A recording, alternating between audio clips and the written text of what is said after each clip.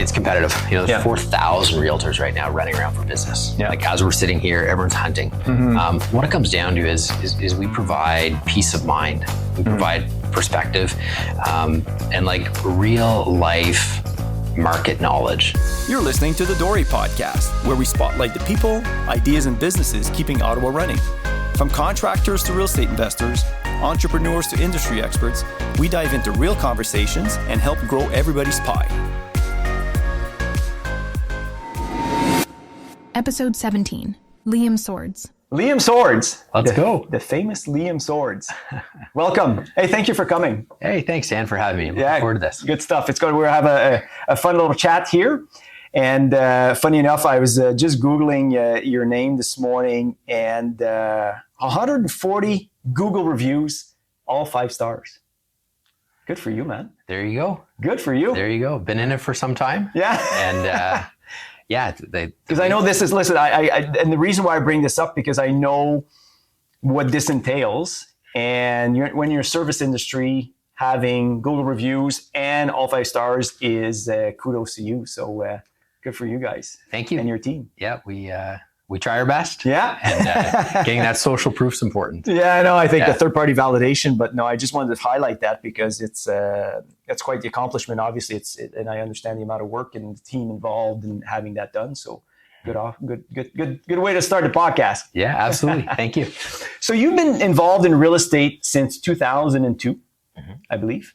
Tell us, like, how did you get involved in real estate, and just give us a journey of how we got to here today. Yeah, interesting story. I used to own a landscaping company, lawn care company. Nice. And started that when I was 16. And when I was 21, 22, I was cutting one of my client's lawn. And she said, Liam, I'm thinking about selling, so I don't know if I'm going to renew next year the contract. And I was like, that's interesting. And real estate had always been something kind of in our family. As a young child.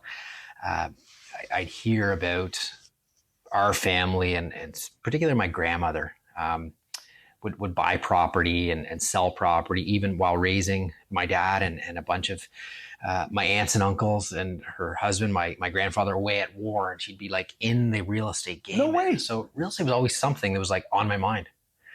And she would help people buy and sell, or she would physically buy it? Her own property. So while raising 5 kids, as a single mom with my grandfather away at the war, she wouldn't get into renting. She'd buy a property. She'd split it into like an SDU, secondary dwelling unit, and rent out a few rooms while raising the family, and then sell the property, like rinse, repeat. So as a young boy, I'd always have this dream of like getting into real estate. I had no idea about becoming a realtor.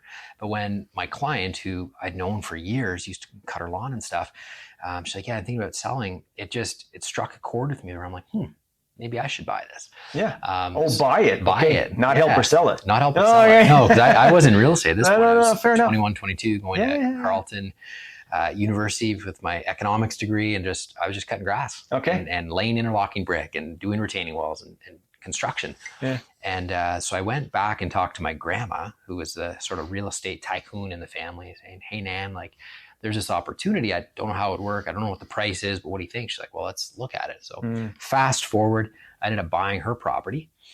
Your client's property. Client's property. And that was my first property, 21 years old. Rented it out. Went back to school in the fall at Carleton. And I was like, what if I became a realtor? Then I can get all the deals before anyone else. Right. Which you and I both know that's not the case. No, of but course that not. was my logic 23 years ago. Yeah. Is if I got in the game early, I'd be able to find the excellent properties before they hit the market. Yeah. So fast forward, got licensed in 2002, was with a large Canadian brokerage for about 10 years, built a large team. I think we had 7 or 8 team members at that point. And I'm pretty sure you were on the radio at that point. Yes. Yeah. On the radio. We had that. We all remember your commercials. Yeah. That Schwing, LiamSwords.com. Yeah. That's him. Yeah. Spent a lot of time, a lot of money, good investment. Yeah. And really got the name out there. Yeah. And then that was my first 10 years. And then I got to a point, Dan, where it was just, it was so much. One of me, and then just so many demands, just so much work. So I thought, what if I got into brokerage ownership? So I ended up buying a boutique brokerage out in Kemptville called Grenville Guardian. And I ran that brokerage until 2020. We ended up changing the name to Plum Realty. Ran that for about 7 years. So that's kind of up to 2020. And then in 2020, COVID hit and we had to pivot again. So we ended up tucking our boutique brokerage under another brokerage where we are now. It's been quite the journey. 23 years.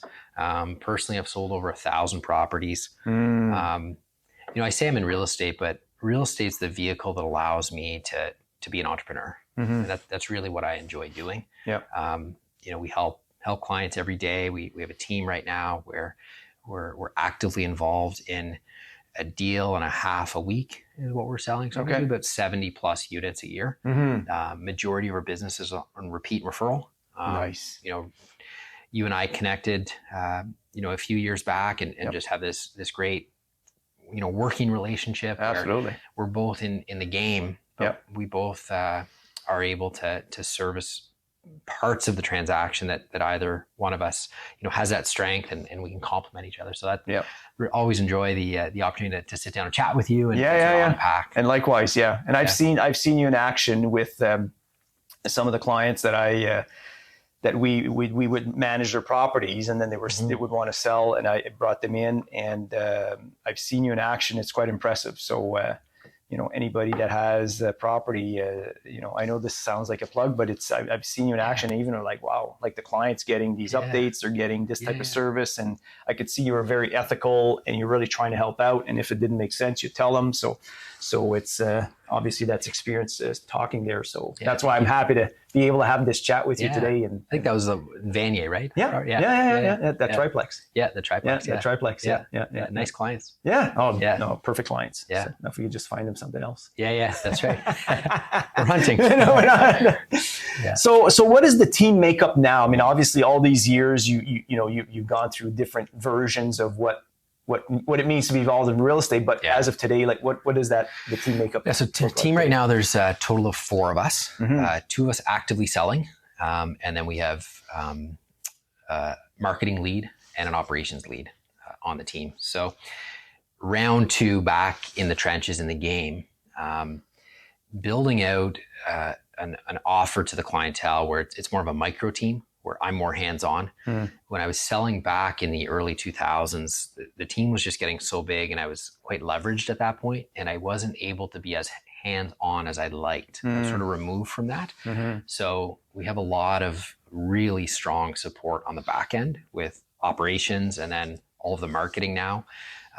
It allows us as a sales team to really be out there connecting directly with the clients and not having to worry about that kind of back end logistics of running a team and staying active as we can with all paperwork and compliance and logistics and all of that other stuff which is very different from selling. Much different. 2 different hats you're wearing. And they're not always compatible. No. Yeah, not at all. So just determining like where do we want to spend our time, right? What are we most passionate about? So doing a full audit of the process, and then identifying like where do we want to spend our time, and then matching the tasks at hand with that to make sure we're all sitting in the best seat on the bus. Right. It's funny. We had a breakout session not too long ago, all 4 of us at it, and we went around sort of the areas of the business, and one of them, the people. Do we have the right people? And independently, all 4 of us rated ourselves from a scale of 0 to 10, 10 being perfect, 0 being we need a lot of work. And consistently, all 4 of us rated 10 on the people, knowing that we all know our role and we are all the best person on the team to execute for that task. It was really neat. Yeah, that's always fun.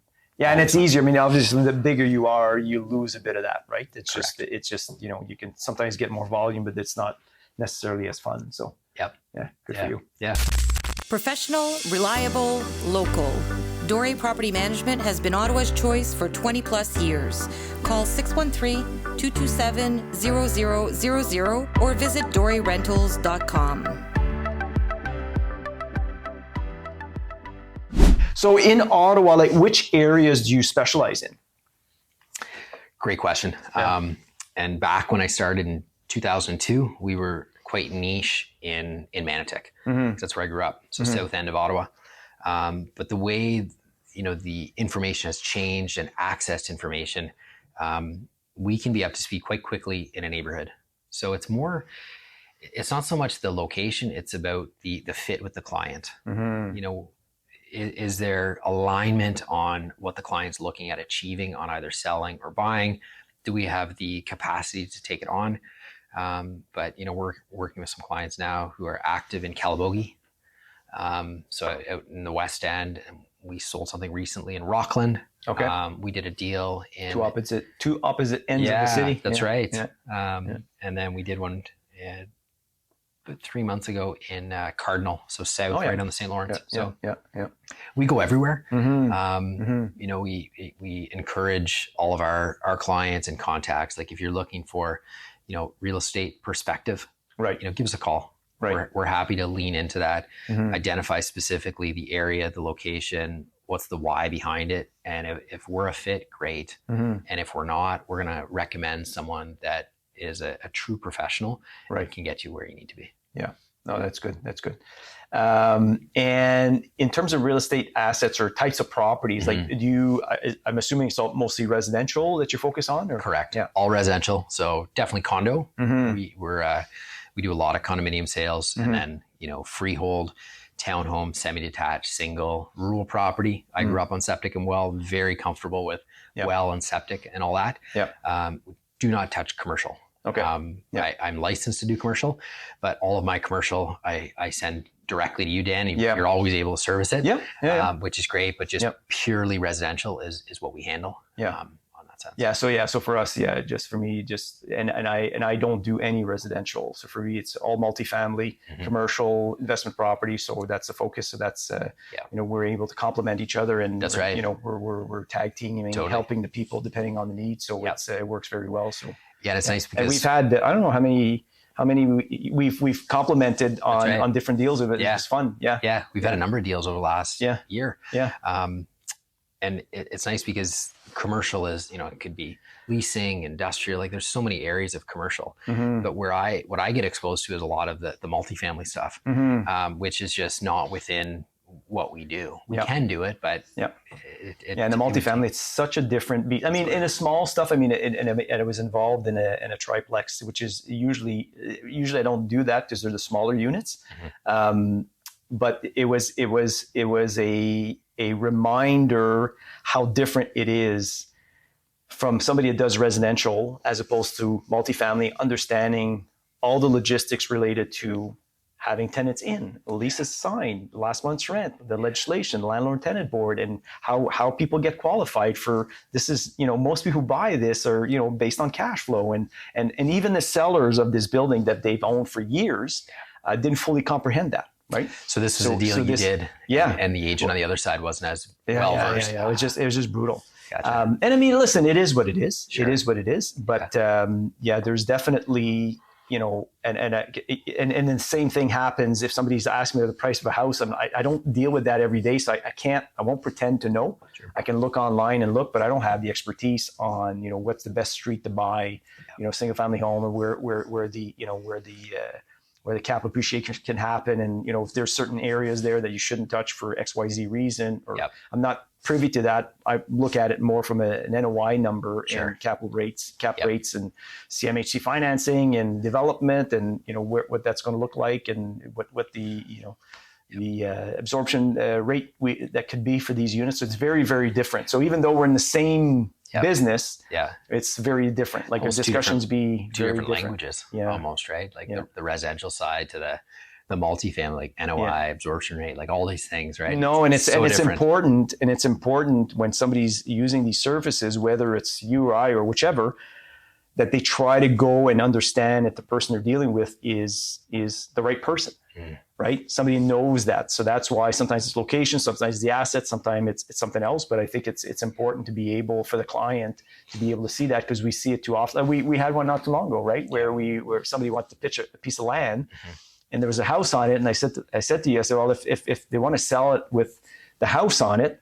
then I'll let you deal with it because I wouldn't know. Yeah. But I can try to look at development angle. Sure. Right. So stuff like that, because then from a developer, it'd be very different questions than somebody buys the house to live in it. Yeah. Right. That's true.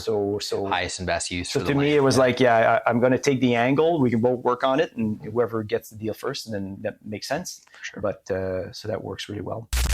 At Doré, we're more than just leasing agents, we're rental matchmakers. Our team is dedicated to matching the right tenants with the perfect home. With personalized service and a deep understanding of the rental market, we're here to help you find a place that you'll love. Inquire today and rent from people who care. I know one of the things that your team focuses on and puts a lot of effort in is relocation. So relocation meaning somebody from outside of Ottawa coming into Ottawa. And I know that you put a lot of emphasis, a lot of expertise in trying to guide people in making those right relocation decisions. So am I correct in that Absolutely. assumption? Yeah. And I'd love to unpack this. Yeah, for I us. think that's important. Yeah. So as we're seeing it, quite entrepreneurial and looking at where business is coming from. And what I've assessed over my 23 years of selling is the way the world is right now with access to information. A lot of those looking to move into Ottawa start their journey on YouTube. Interesting. On YouTube. Yeah. Like Google/YouTube. So if you were in Kelowna, BC and you and your family were looking at moving to Ottawa, you'd probably start just early searching on Google. Ottawa. What's Ottawa about? What's happening in Ottawa? Not necessarily real estate, but just what about the area. Okay, fair enough. So then it'll pull you into YouTube. Yeah. And then there isn't really anyone that is providing that type of knowledge base for clientele, which I saw as a void, where I saw as an opportunity where I could help educate the relocation buyer that's coming into town, helping them to be as informed as they can before they make that house hunting trip. Because usually when these buyers are coming in town, they have a certain period of time to buy. Right. And I guess it's restricted. Like they have to be in a house by... That's right. A few days. So we've been able to provide as much upfront knowledge, build the trust with them over time. We talk about social media and, it's awesome being on this podcast, being able to sort of download as much information as I can to be able to put it out there. But having like a dedicated channel on relocation, I'm able to help educate that consumer before they actually come through, and book that trip.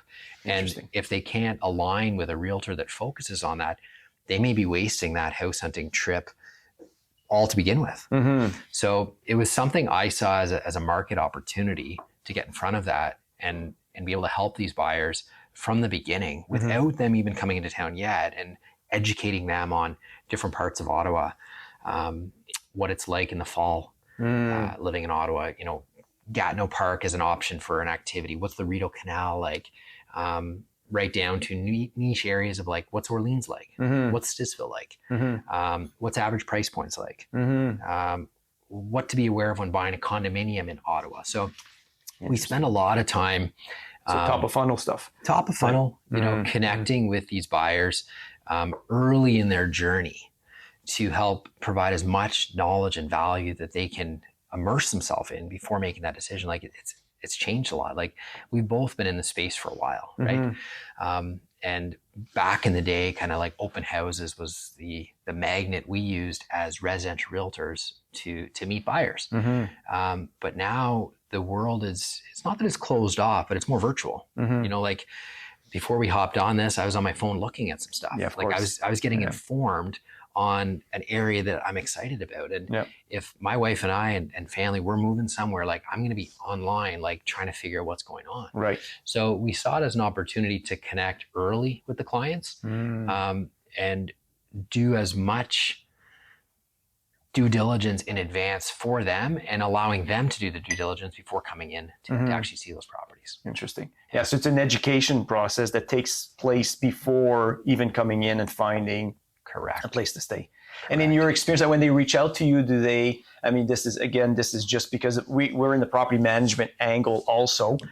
So sometimes for relocation, if it's temporary location, do you sometimes get into rentals, or it's mostly just sales? Just sales. Yeah. Usually realtors don't like the rentals. Yeah. It's funny. I did one rental in my life. Yeah. In 23 years, that was I hated it. And it was my own, and I did it. It's funny, Dan. Like, it was the most uncomfortable transaction. Yeah. Because it's almost as much work. It is, but it's we got caught in this bind where, you know, it was a property I had in Barhaven, and I think we had 2 or 3 rental applications come in, and you can only choose one, right? You can only sell the property once. You can only rent the property once. Yeah. So 3 applications came in, so we could only choose one. So 2 people lost out. Right. Those 2 people weren't happy. Right. And I get it, but I can't rent it to multiple families, right? Of course.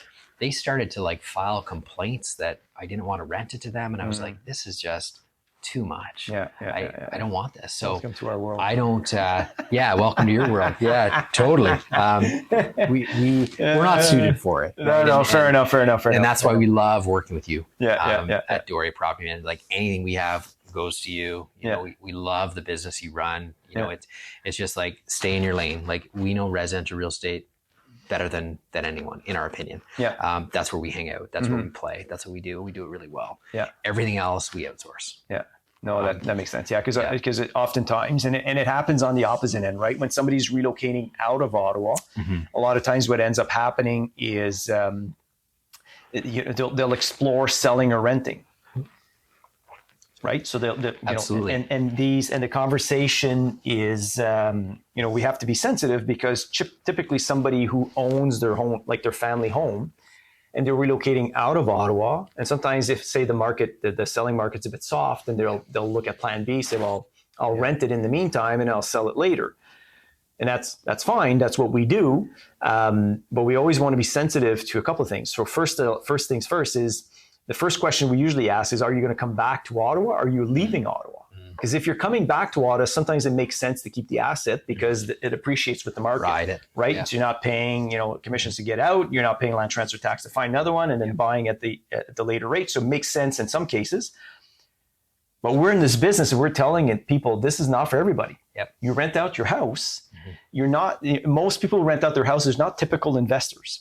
Right. So the typical investor will never live in the house. The emotions are not attached to it. So it's a lot easier to lease it and whatever happens. But when it's your house and you lease it out and then you come back, I can tell you pretty much across the board, people aren't happy.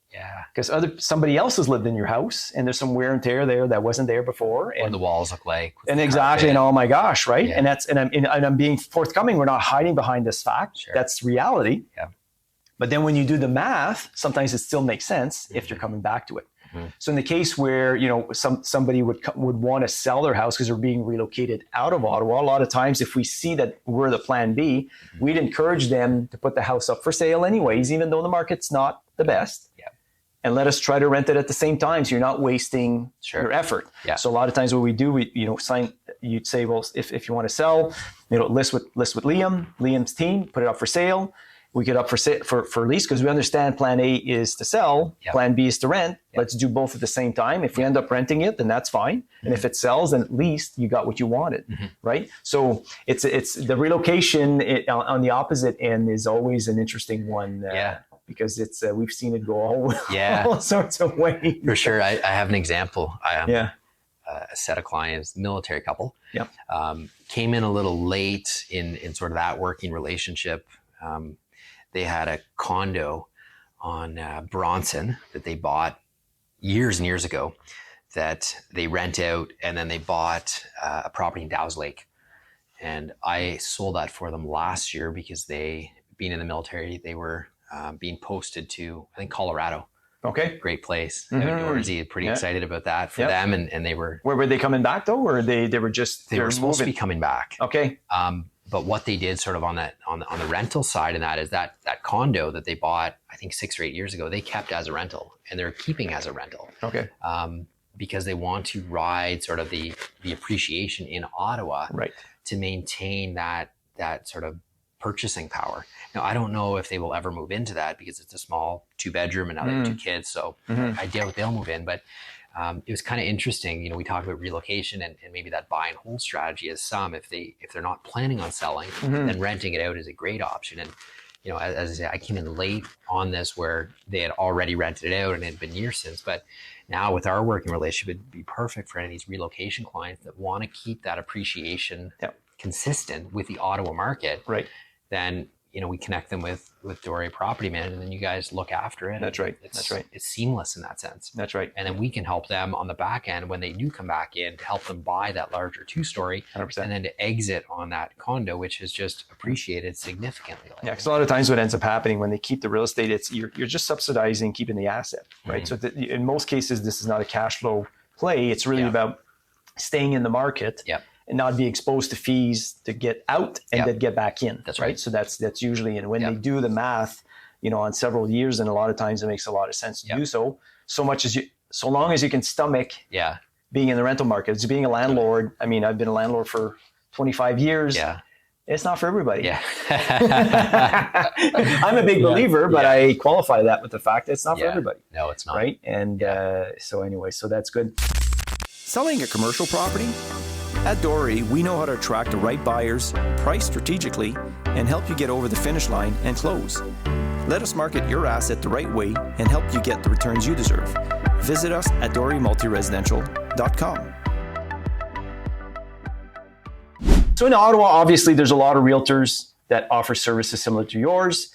Like, how do you, what would you, somebody listening in and say, Liam, he looks like a nice guy. Dan says he's a nice guy. How do you differentiate yourself from somebody else that's saying, I should call Liam or someone else? Or totally. Yeah. It's competitive. There's 4,000 realtors right now running around for business. Yeah. Like as we're sitting here, everyone's hunting. What it comes down to is we provide peace of mind. We provide perspective, and like real life market knowledge, backed by the experience of 2+ decades, 1,000+ sales. Like we've been there. Yeah. We haven't done it all, but we've done a lot. Yeah. So when you're looking at de-risking the situation on, buying a property, like what are they hiding? What do I need to know? Or exiting on selling the property, making sure you're getting top dollar in the market and not just on the market, but like leading the market. That's what we provide, It comes down to the experience. No gimmicks. There's that's right. No pressure. No ethical. Sell. That's all just marketing fluff. We provide the market knowledge and perspective that clients need to make the decision, whether that's to sell or to hold or to buy. Right. Like we're there. Because sometimes it doesn't make sense to sell or buy. Totally. Right. So like today, got a call from a client who even active, like hunting for the property. And they said, Liam, I just want to call you and tell you that we're just going to hang tight. Sure. Seniors, they're in their late 70s, and Mrs. Seller has Parkinson's, like some real health challenges, and they need to move, but they can't find what they're looking for. So they're going to modify and retrofit their house to fit.